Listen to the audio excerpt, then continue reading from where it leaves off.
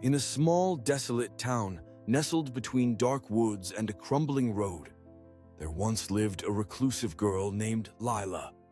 She was known for her odd fascination with old technology and analog devices. Her small home was cluttered with broken radios, VHS tapes, and a dusty television that had long lost its luster.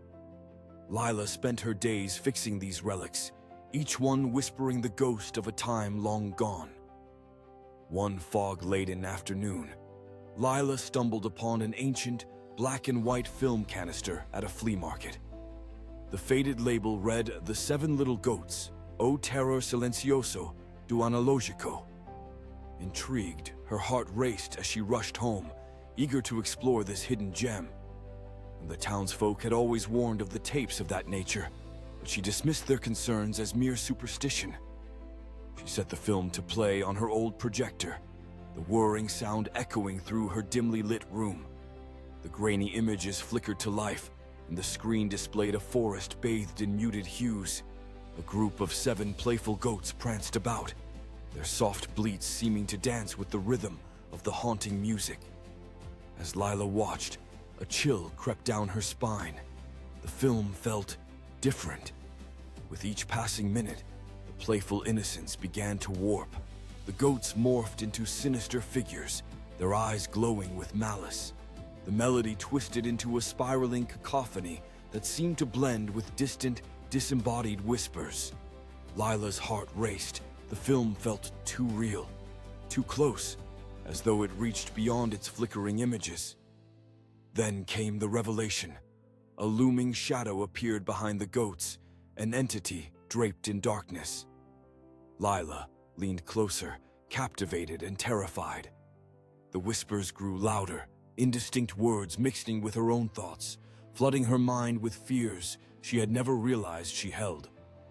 Just as she thought to reach for the remote, the screen flickered violently, and the entity's gaze locked onto her, piercing through the veil of the film. It was then that she noticed. Each goat, in their merriment, was chained and shackled, their eyes betraying a yearning for freedom that twisted into despair. The shadow towered over them, a cruel puppeteer reveling in their torment. Confusion and horror clashed in her mind, and Lila's breath became ragged as she felt her heart thud in a primal rhythm, an echo of the goats' trapped cries. Suddenly, the shadows lunged towards her, and from the screen, a hand reached out, cold as ice. "Join us," it beckoned, a siren call that wrapped around her senses. Lila stumbled back, her finger brushing the projector's power switch. She hesitated. The goats looked straight at her now, directly into her soul, pleading. She switched off the projector just in time, the room plunging into an oppressive silence. Shaken, Lila sat in the dark, the static sound of the television filling the void. Her pulse slowed, but soon dread seeped back in. The whispers, how they clung to her thoughts. The image of the shadow still swirled in her mind, and a gnawing curiosity gripped her.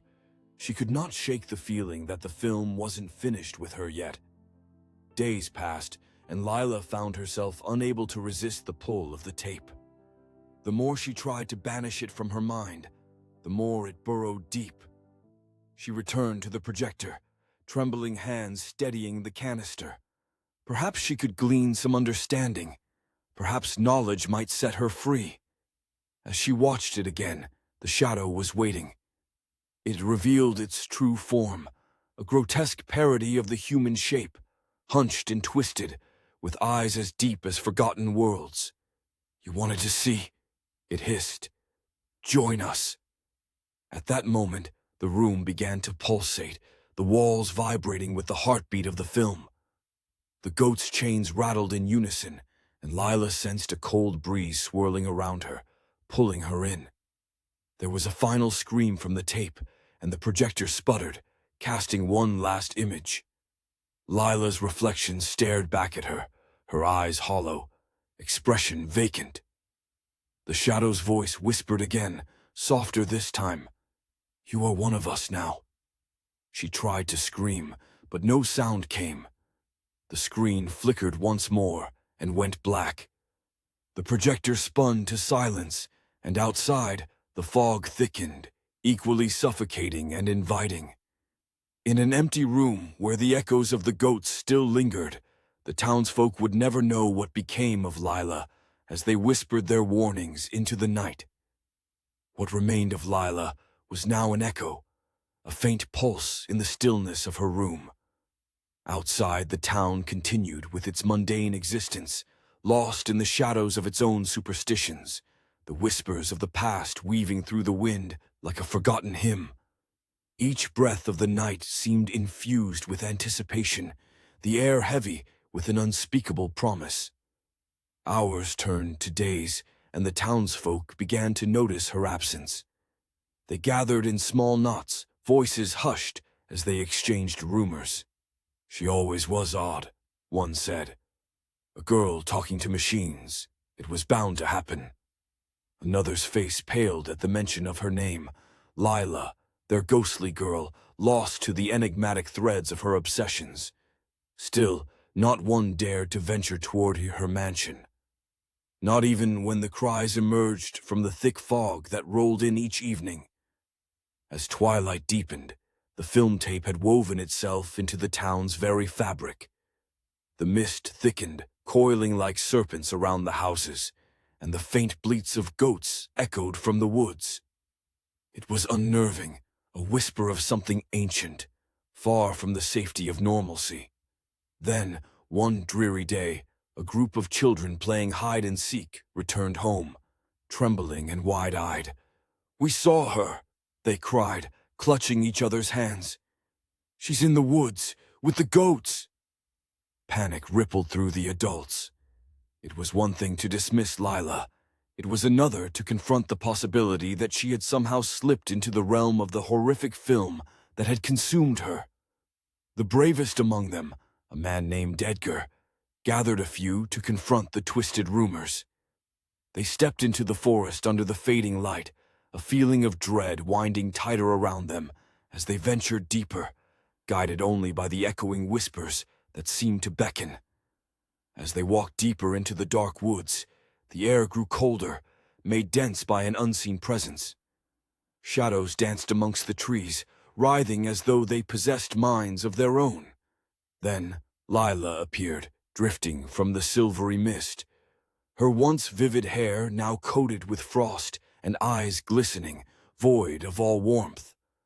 "Lila," Edgar called, his voice barely above a whisper. "We've come to find you."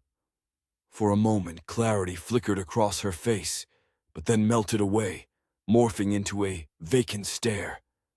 The shadows tightened around her limbs, snaking like ropes, binding her to the darkness. "Join us," she intoned, her voice no longer her own. It was a chorus of the ghostly goats, their mournful cries intertwined with an otherworldly melody. The children had not lied. In the depths of the fog, the goats materialized, spectral figures disturbing the leaves beneath their hooves. Their chains glinted like silver under the moonlight, flickering like the last breath of a dying flame. The townsfolk recoiled, but something hypnotic lurked in Lila's hollow gaze. "It's wonderful here. You don't feel anything. Just join us." Her voice enveloped them in an alluring darkness, pulling at their sanity. With horror trailing like shadows behind them, they stumbled backward, but the trees, too, had turned against them, roots sprawling like hands, grasping for escape. Edgar, stricken with fear, turned and ran, breaking the spell that had seized them all.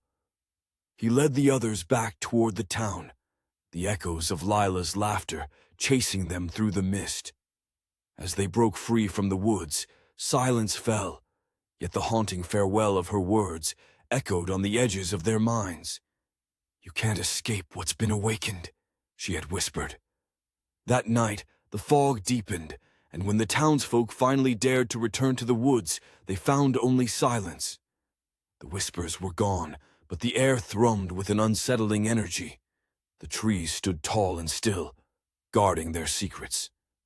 As days turned into weeks, the absence of Lila gnawed at the townsfolk, rippling through the fabric of their lives. An ineffable change settled in. Shadows lengthened at dusk, and no one dared venture out after dark. On certain nights, when the fog rolled in thick and heavy, they swore they could hear the faint bleats of goats and echoes of laughter that held the echoes of something sinister, something that sought to join them in their quiet lives. Murmurs of the damned, they'd call it.